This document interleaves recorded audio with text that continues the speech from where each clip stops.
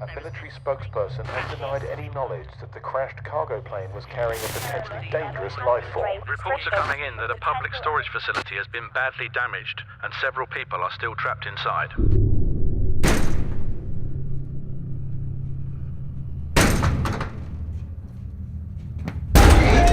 The original idea came from just a couple of things. Firstly, I went to a few storage facilities with my wife. You know, she's well chuffed that she gets credit for this one, by the way. And she had to go there for work and stuff. So we would go there and I would drive her there on a Sunday morning, miss the football, which I wasn't happy about. But so I'd just be walking around this place and it would always the same colour doors, the long corridors. And I just thought, this is quite freaky. You know, wouldn't it be, you know, it'd be really weird place to be trapped in. And then I heard about, I think I saw a news article about, a man who was living in a storage facility.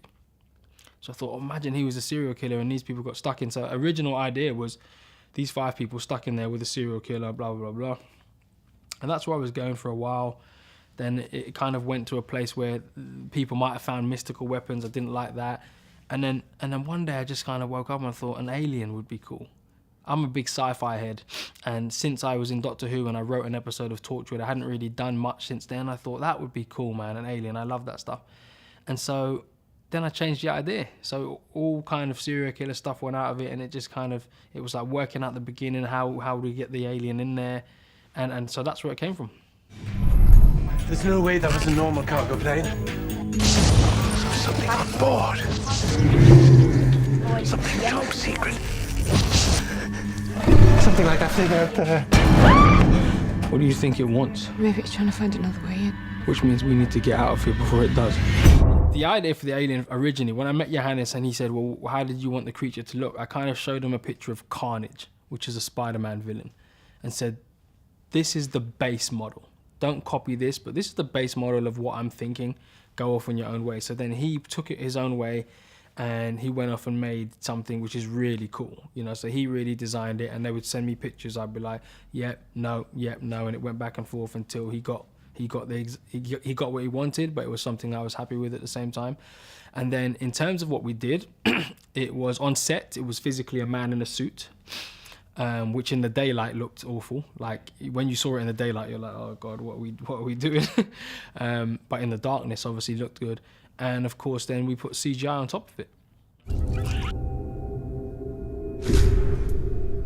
I got nothing to lose now, so I'm gonna go and fight that thing.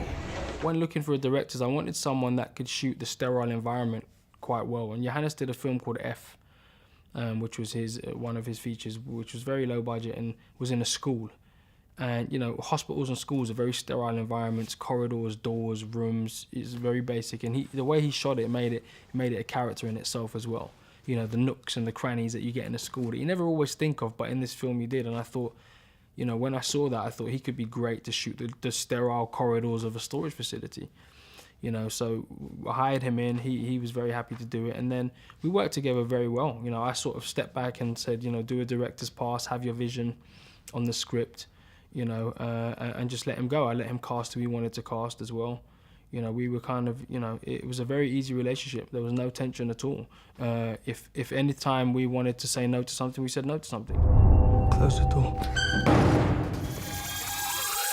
What kind of views that you have? When I find out, no, you expect me to stop. I'll come for the food. I just want to go home. Come for all the food that you block.